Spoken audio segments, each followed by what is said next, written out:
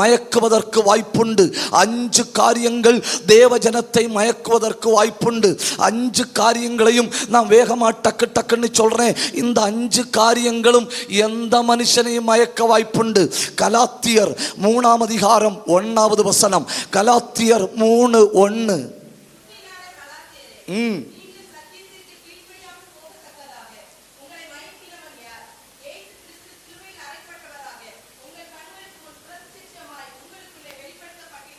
அந்த கலாத்தியர் 3ஆம் அதிகாரம் 1வது வசனம் எவ்வளோ பயங்கரமாக இருக்குன்னு பாருங்க. மலையாள பைபிளில் என்ன சொல்லியிருக்கு தெரியுமா? மலையாள பைபிளில் சொல்லியிருக்கு, நான் கிறிஸ்துவை உங்கள் கண்களுக்கு முன்பாக வரைச்சு காட்டி தந்தேன். எப்படி காட்டி தந்தேன்? வரைச்சு காட்டி தந்தேன். அவர் இப்படி, அவர் பட்ட காயம் இப்படி, அவர் அடிக்கப்பட்டது இப்படி. ஒருத்தன் இயேசுவை வரைச்சு காட்டி கொடுக்கணும்னா அவன் எவ்வளவு அவரை நேசிச்சு அவர் அப்படி தனக்குள்ள உள்வாங்கி இருப்பான் இல்லையோ? அவரை நேசிச்சு நேசிச்சு நேசிச்சு அவரை அறிஞ்சு அறிஞ்சு அறிஞ்சு பக்கத்தில் இருக்கிற ஒரு ஆளை விட அதிகம் பரலோகத்தின் தேவனை அறிஞ்சதுனால அவன் சொல்றான், கிறிஸ்துவை நான் உங்களுக்கு வரைச்சு காட்டினேன். இனி ஒருவன் உங்களை ஏமாற்றாதபடிக்கு, இனி ஒருவன் உங்களை வஞ்சிக்காதபடிக்கு அவருடைய சரீரத்தில் உள்ள அடையாளங்களை மொத்தமா நான் உங்களுக்கு அடையாளப்படுத்தி காட்டி தந்தேன். அப்படி இருந்தும் நீங்க என்ன ஆக்கப்பட்டீர்கள்? மயக்கப்பட்டீர்கள். தேவ பிள்ளைகளை மயக்குகிற முதல் காரியம் மயக்கும் உபதேசங்கள். எது நம்மளை மயக்கும்? மயக்கும் உபதேசங்கள். உபதேசங்களை 2 வகையாக பிரிக்கலாம். ஒன்று, கண்டித்து உணர்த்தி உயிர்ப்பிக்கும் உபதேசங்கள். எப்படி? கண்டித்து உணர்த்தி உயிர்ப்பிக்கும் உபதேசங்கள். இன்னொன்னு, நான் யார், என் நிலை என்ன அப்படிங்கிறத சாகிறது வரை நான் கண்டுபிடிக்காதபடி என்னை மயக்கி வைக்கும் ஆலோசனைகள்.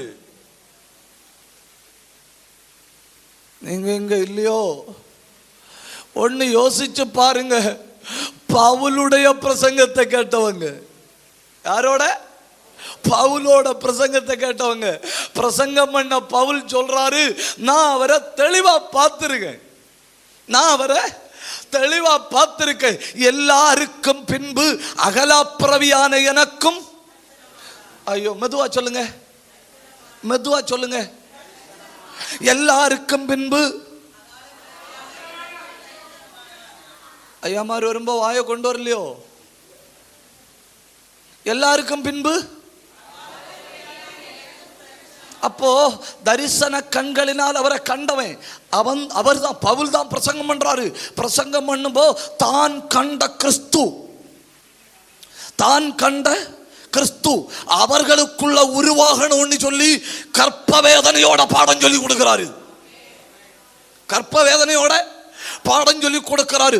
அந்த பாடத்தை கேட்டவங்களை உபதேசங்களை கூறி மயக்க முடியுமானால் நீங்க இங்க இல்லையோ? நீங்க இங்க இல்லையோ? ஒரு அல்லேலூயா நல்லா சொல்லுங்க, உற்சாகத்தோட ஒரு அல்லேலூயா சொல்லுங்க. இந்த காலத்தில் தேவ சபை கவனமாயிருக்க வேண்டிய காரியம், நான் கேட்கிற செய்தி என்னை என்னை பேராசைக்கு தூண்டுகிறதா, இல்லை நான் கேட்கிற செய்தி என்னை கண்டித்து உணர்த்தி உயிர்ப்பிக்கிறதா? அல்லேலூயா, அல்லேலூயா. அப்போ தீத்து 1ஆம் அதிகாரம் அதனுடைய 10வது வசனத்தை கூட வாசிங்க. தீத்து 1:10.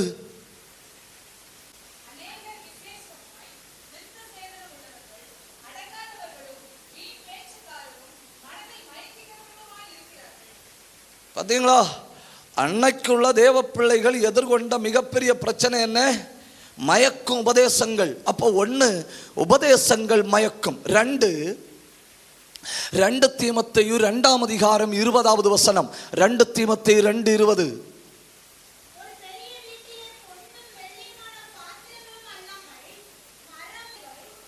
26 வாசிங்க.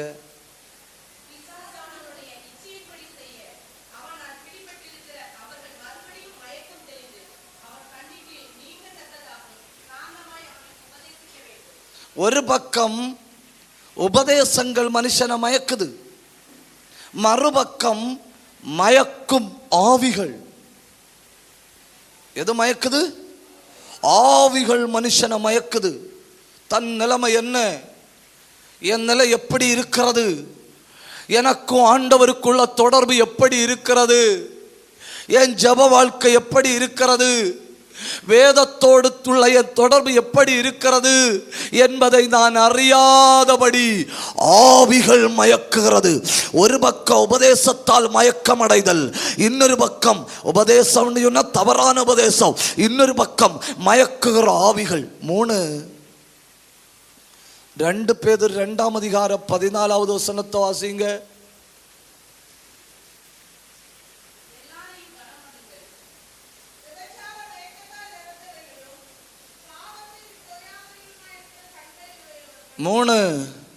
மயக்கும் இச்சை.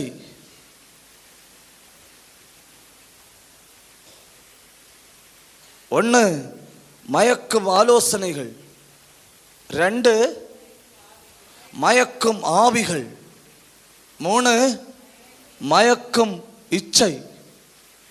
சிம்சோனுக்கு என்ன பிரச்சனை? பிறப்பதற்கு முன்னே தகப்பனார் ஆண்டவர்கிட்ட கேட்கிறாரு, நீ பிறக்க போகிற பிள்ளையை எப்படி வளர்க்கணும்னு நீர் சொல்லி தரல. அப்போ ஆண்டவர் அவனுக்கு சொல்லிக் கொடுக்கிறாரு. அவன் தாயின் வயிற்றில் இருக்கும் பொழுது நசரேயனாயிருப்பான். அப்படி ஆண்டவர் ஆலோசனையை சொல்லிக் கொடுக்கிறாரு. தெய்வத்தினுடைய கையில இருந்து how to train the child, இந்த பிள்ளையை வளர்ப்பது எப்படின்னு ஆலோசனை பெற்று வளர்த்தார்கள்.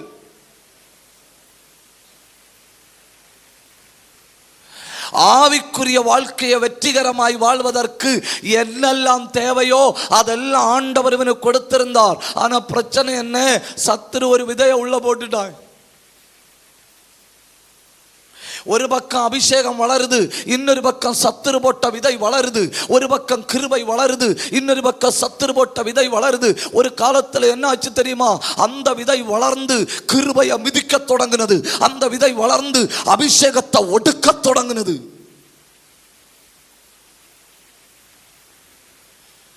கடைசி வரை உணர்வடைய முடியாமல் மயக்க நிலைமையில் இருந்தான். மயக்கம் இச்சை. ஒரு பக்கத்தில் இருந்து ஆவிகள் மனுஷனை மயக்குது, இன்னொரு பக்கத்தில் இருந்து வேதத்தில் கூறப்படாத உபதேசங்கள் மனுஷனை மயக்குது, இன்னொரு பக்கத்தில் இருந்து இச்சை மனுஷனை மயக்குது.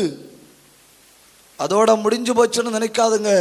அடுத்து எது மயக்கம் தெரியுமா? மத்தேயு 13ஆம் அதிகாரம் 22வது வசனம். மத்தேயு 13:22.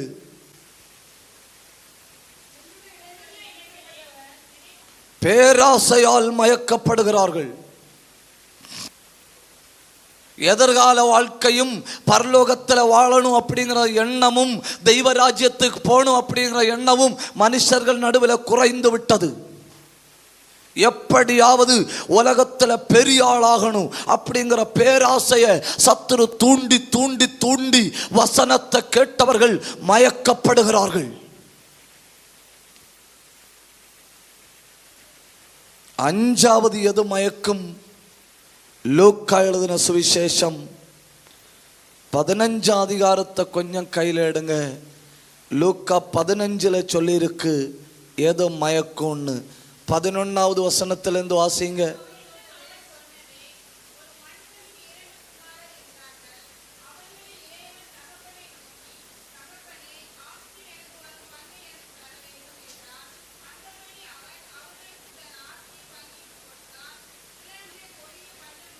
சுகபோகமான வாழ்வு மனுஷனை மயக்குது.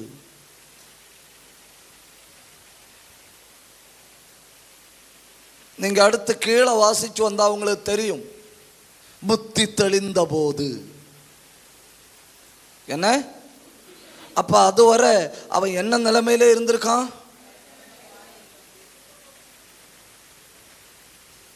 ஒரு நிமிஷம் வலது கையை உயர்த்துங்க. அநேகருடைய மயக்கம் தெளியும்படி ஒரு வார்த்தை வாயை திறந்து ஜெபிங்க. நான் பேசினதெல்லாம் வெறும் வசனம், வெறும் வசனம். கையை உயர்த்தி ஆண்டவரை பார்த்து ஜெபியுங்க. ஆண்டவரே, இந்த கூடுகையில் சிலர் மயக்கம் தெளிவார்களாக, எங்க குடும்பத்தில் சிலர் மயக்கம் தெளிவார்களாக. வா திறந்து ஜெபியுங்க. சத்தம் உயர்த்தி